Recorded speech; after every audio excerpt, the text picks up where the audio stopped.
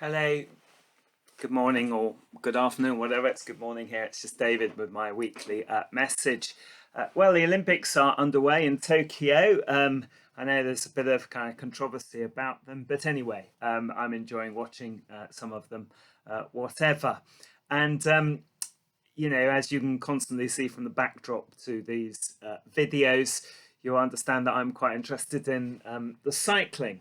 So I'm going to mention that very briefly. It's actually not my main theme for today. But I did want to sort of give a shout out, as they say, to the BMXers. I'm not into BMX. I watched the BMXers, which I have to say looks a bit like a video game. But the backstory to that is great. When you look at the bikes and stuff, I should say any two of the maybe three of the bikes here are mine. It is sort of boys and their rather expensive toys, and it's can be seen as a sport that's a bit expensive to get into and a bit for sort of people who have a bit of spare cash like Vickers. But the BMX culture is probably slightly different, and I wanted to say well done to the BMXers who have got a good trawl of medals. Now the track events haven't started yet, so we don't know how it compares to that. But I did sort of think those interviews from the BMX track in Peckham where they began was really great. I mean, a really an area that has its sort of share of problems and deprivation. But the job they were doing there, I thought, was just superb at that club. And I looked at it, well, there was an article about it, and they said, out of the 26 million that we spend on British cycling, only 1 million goes to BMX. And I thought, well done to those grassroots people in those, I say, quite difficult areas who've really, done a wonderful thing and have got people getting gold and silver medals. And actually, one of the woman who won a medal, I saw she was, she had to crowdfund her own training and her own efforts because, the funding just wasn't there. So well done to them. Absolutely marvelous. But I don't want to talk about that. I want to talk about something else. I want to talk about marriages simply because I'm doing a marriage today, and in fact, going to somebody else's marriage afterwards. And I seem to be doing a lot of marriages at the moment. And why is that? Well, you might say it's a season for it, but obviously we've got a bit of a backlog. Quite a few have been cancelled. Some sadly were kind of that 4 week delay. They sort of cancelled it, but then put it into the 4 week delay. So sadly, it meant they couldn't quite do what they wanted. However, I mean they're all very happy, and I mean it's only one day out of the rest of your life. So that's just one of those things. But yeah, so for the past year we did a couple of weddings, not really very many, and I say now we've got quite a few coming up. I say one or two cancelled from last year, and actually because of the sort of uncertainty about this summer and the need to plan ahead, quite a few book for next year. Now, I was slightly jokingly say I'm sort of happier doing funerals and weddings, but that may not be the best thing to say to couples. I mean, I do like doing weddings; it's a great privilege. I mean, they're all great privileges, really, to be involved in people's lives. That's the thing, isn't it? You kind of parachute in, and you get to meet people and know them, and be the sort of quite a see an important part of their life, and you kind of go out again because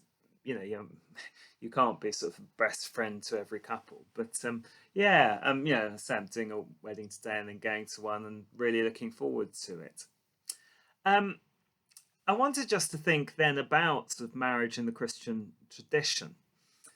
So our summer even songs about songs of the Bible, and some people are doing the sort of the canticles. That's great, Magnificat, Nunc Dimittis, things like that. But Susanna's doing a whole book, and it's the book that has song in the title, a Song of Songs or the Song of Solomon. And I suppose along with the Psalms, it is something that is. Um, it might not. I mean, I don't think it was a song in the sense it was sung, which the Psalms probably were. But it's a song in the sense of being a great piece of poetry. Now, I've done this in Bible study before. For those who've not read the Song of Songs, it was the one way I could kind of get teenagers interested in the Bible, really. Because it is, I mean, it's frankly quite graphic and quite erotic. It doesn't sort of hold back. I mean, we know in the ancient world there's quite a lot of sort of erotic poetry, and there it is in the Bible. Now, sometimes people sort of say, "Oh, well, it's an allegory of Israel and his people, or Christ and his church," and it is all of those things. But I don't think we should fundamentally take away from the fact that it's a love poem in all its sort of fullness. It's very beautiful, and we need to both, as I say, look for those more kind of symbolic meanings, but also just take it at face value. We shouldn't forget its face value and say, it's the trouble with poetry, isn't it? That people is always saying, it's really about something else. So it's not really about something else. It's about love and erotic love, and it's also about other things as well. Let's remember there's a poet priest who very good at sort of giving his talks, and one of the things he says is that poetry is killed for many people in school because what English teachers tend to do is take a poem, strap it down to a chair, and beat it until you get the meaning out of it. And he says, actually, as you read poetry, one of the things to do is just enjoy the different meanings. There's no, if it happens to make you think of something, then that's so be it. There isn't a single meaning that you need to get out of this poem. So yes, this poem is a love poem, and I think that sort of reflects many of the passages of the Bible. So, I mean, there's too many to mention really, but the idea of Israel being the bride of God, and then that being transferred to the church being the bride of Christ, is one that's very, it's very fertile. It's found all over the scriptures. It talks about the land being married in Isaiah, for instance, and gives names often that kind of in Hebrew kind of mean these things, which we kind of don't get in the English. And of course, in the end, the Bible ends in the book of Revelation with the great wedding feast. And when Jesus wants to talk about, in many of his parables, what does he say? So it's the wedding feast. He goes to Cana of Galilee for the wedding, but very often he says, a king called a great wedding feast or something to start one of his parables. Because of course, as then, but even more so, wedding feasts were a really important part of the social fabric of those communities. We sometimes, I know, slightly balk at the cost of weddings now, and I do as well. But actually, I think you need to remember proportionately in other societies, they're even more expensive. I remember sort of being in Pakistan, and it's traditional that the brides pay for the wedding, and if people had sort of 3 or 4 daughters, that was a very expensive business. That was kind of as expensive as your mortgage, really. So I know we spend a lot, but perhaps that's not such a bad thing. So there's this idea of this, being the relationship of Israel and God, and between Christ and his church. And then, of course, there was a sort of awful but slightly compelling Australian soap opera called Brides of Christ about 30 years ago. It was absolutely terrible, but it was about sort of nuns, and it always had the same plot. The nuns would be very so beautiful and holy, and then about halfway through they would fall in love with a man, and there'll be a great struggle between God and the man, and eventually they got off with the man. And it's just as bad as it sounds. But of course there is this idea of individual believers as well, enjoying a relationship with God, who is like a marriage. A lot of the mystics talk this way.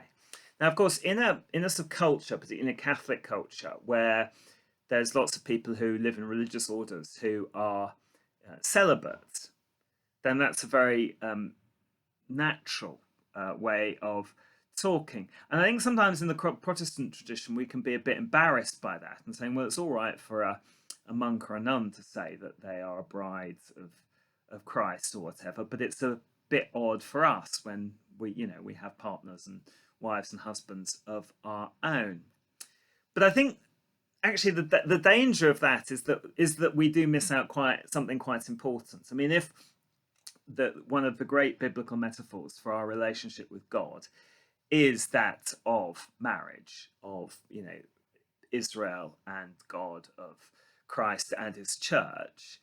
And if lots of the mystics write about their relationship of being kind of one of marriage, then if we as the Protestants get all embarrassed about that, then we kind of miss out on quite a lot of rich language.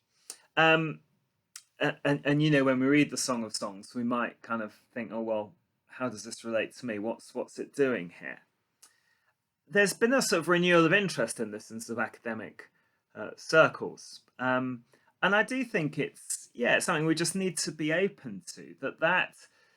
That sort of idea of that relationship, which is based around things like faithfulness and loyalty, and of course founded in love, and is joyful, but is also about good times and bad, richer for poorer, sickness and in health.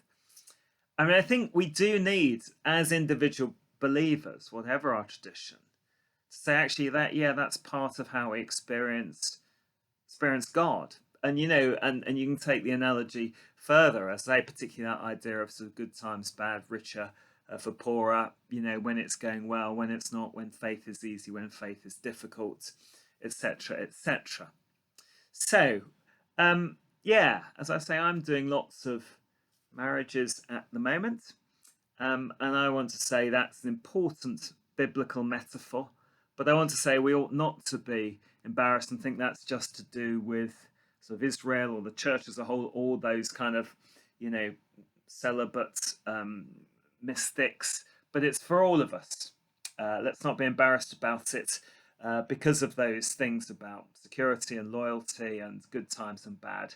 The idea that, an analogy for a relationship with God is like a marriage is applicable for everybody, and something that we can read those poems and kind of put ourselves in them.